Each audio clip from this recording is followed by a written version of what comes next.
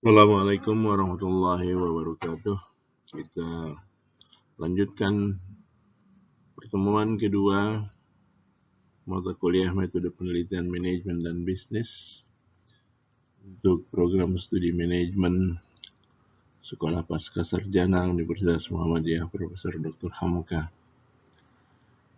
Kali ini kita akan membahas tentang proses penyusunan karya ilmiah.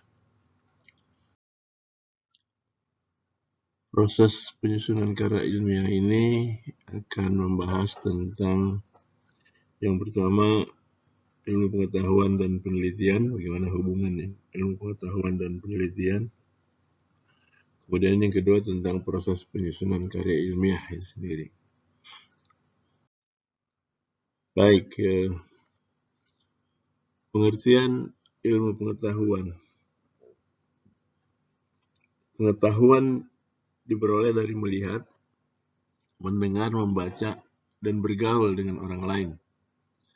Tidak semua pengetahuan bisa disebut ilmu pengetahuan.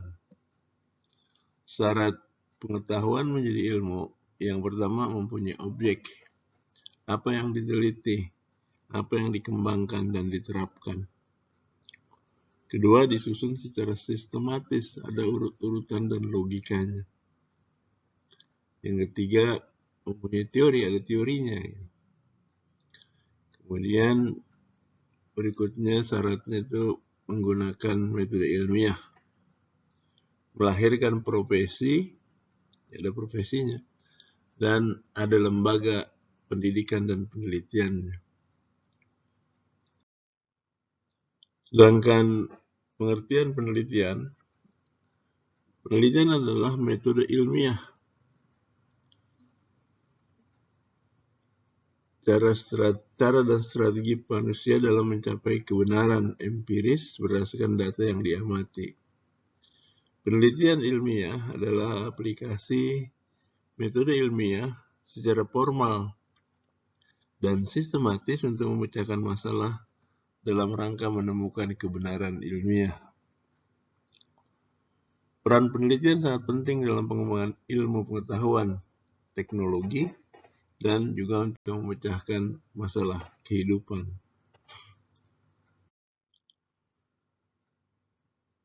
Syarat penelitian itu yang pertama sistematik, perlu peraturan dan prosedur tertentu. Yang kedua logis, menerapkan sistem logika. Yang ketiga empiris, berdasarkan realita, berdasarkan fakta.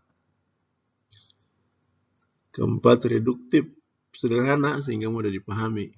Jadi kehebatannya itu penelitian itu bukan makin rumit, makin hebat, tapi makin sederhana, makin mudah dipahami, yang lebih bagus. Dan yang terakhir adalah replikatif, dapat diulangi dan dilanjutkan, baik waktunya berbeda maupun tempatnya yang berbeda. Jenis-jenis penelitian. Penelitian berdasarkan tujuan itu ada dua. Penelitian dasar itu penelitian yang bertujuan mengembangkan ilmu pengetahuan dalam bidang tertentu, dilakukan untuk memenuhi rasa ingin tahu, menguji hipotesis atau asumsi penelitian. Hasilnya teori baru atau memperkuat, bisa menolak teori lama. Penelitian terapan bertujuan untuk mencari solusi atas masalah nyata yang dihadapi.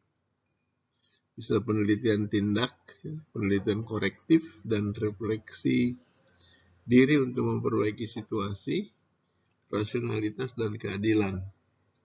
Penelitian evaluasi itu menilai objek tertentu dengan menggunakan standar atau tolok ukur evaluasi.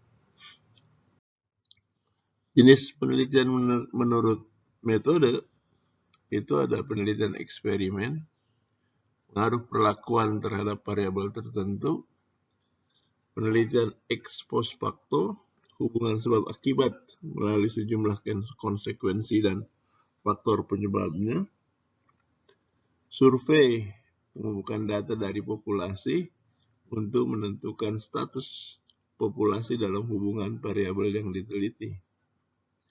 Penelitian deskriptif menggambarkan satu situasi atau keadaan faktual secara sistematis. Penelitian perkembangan mengidentifikasi pola dan urutan pertumbuhan dalam kerangka waktu tertentu. Mengapa mahasiswa wajib menulis karya ilmiah? Untuk mahasiswa S1 itu dia wajib menulis skripsi. Dan skripsi itu karya mahasiswa strata diploma dan strata 1 ya, strata diploma juga. Tapi biasanya diploma lebih pada tugas akhir tidak dalam bentuk skripsi. Tapi skripsi yang umum adalah untuk mahasiswa S1 untuk mencapai gelar sarjana dalam bidang tertentu. Isinya mendeskripsikan fenomena ilmu pengetahuan. Mahasiswa S2 itu wajib menulis tesis untuk mencapai gelar magister atau magister dalam bidang ilmu tertentu. Isinya memotret dan menganalisis suatu fenomena secara komprehensif dengan menggunakan teori ilmu pengetahuan yang ada.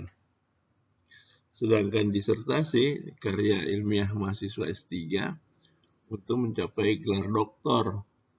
Isinya berupaya menciptakan suatu teori baru dengan menguji hipotesis yang disusun berdasarkan teori-teori yang ada. Proses penyusunan karya ilmiah mulai, kemudian identifikasi masalah, perumusan masalah, penelitian pendahuluan, kajian teori, kerangka berpikir dan hipotesis, penentuan metode penelitian, penyusunan dan uji coba instrumen, menjaring data, tabulasi dan analisis data, menguji hipotesis, menyusun laporan penelitian, dan selesai sampai laporan penelitian dalam bentuknya bisa tadi itu, bisa tesis, bisa disertasi.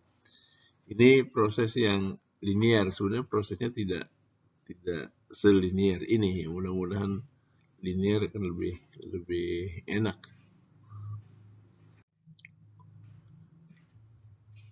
Mencari ide masalah penelitian itu juga seringkali agak susah. Dan mungkin bisa dilakukan berdasarkan pengetahuan dan pengalaman peneliti. Sumber masalah penelitian yang paling dekat untuk dijangkau pengetahuan-pengalaman peneliti. Teori ilmu pengetahuan, banyak teori yang harus diuji kebenarannya atau melalui literatur.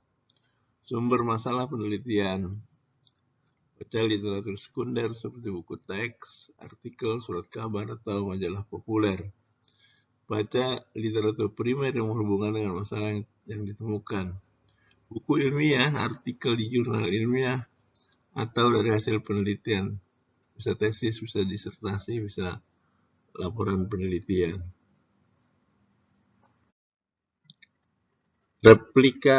Replikasi penelitian, artinya mengulang penelitian yang pernah dilakukan peneliti lain untuk menguji kebenaran penelitian terdahulu. Agar penelitian replikasi dilakukan secara etis, hingga tidak termasuk kategori plagiarisme, peneliti ini harus memenuhi beberapa syarat, misalnya memberitahu atau meminta izin kepada peneliti terdahulu, menyatakan dengan jelas bahwa ini penelitian replikasi, menggunakan latar penelitian, populasi dan sampel yang berbeda, dan menggunakan bahasa orisinal peneliti, bukan menjiplak peneliti terdahulu. Serta instrumen bisa sama, bisa juga beda. Penelitian pendahuluan dilakukan untuk mendalami masalah yang ingin diteliti. Tujuan melakukan penelitian pendahuluan itu ada beberapa. mengetahui kemungkinan penelitian dilakukan pada latar penelitian tertentu. Jika penelitian mungkin dilakukan, perlu diketahui jenis data dan sumber informasi yang diperlukan. Mengumpulkan data sekunder mengenai latar belakang penelitian. Merumuskan masalah penelitian, identifikasi masalah, daftar semua hal yang berkaitan dengan atau mempengaruhi variabel terikat yang merupakan fokus penelitian. Pembatasan masalah, batasi masalah berdasarkan pertimbangan tingkat kepentingan atau ketertarikan peneliti untuk melakukan penelitian. Batasi masalah pokok sebagai variabel terikat dan variabel yang berhubungan atau mempengaruhi sebagai variabel bebas. Rumusan masalah dapat menggunakan kalimat pertanyaan atau kalimat pernyataan. Kalimat pertanyaan lebih jelas dan lebih banyak digunakan. Kegunaan penelitian.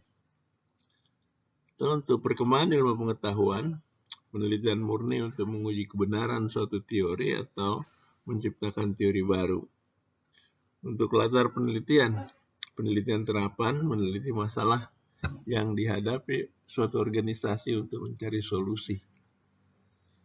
Untuk mahasiswa, pengembangan profesi dan karir mahasiswa. Baik, yang terakhir ini ada beberapa pertanyaan untuk diskusi, dan saya minta saudara menjawab pertanyaan ini dengan cara mencari berbagai referensi, berbagai literatur yang terkait dengan pertanyaan ini. Apa bedanya ilmu dengan ilmu pengetahuan?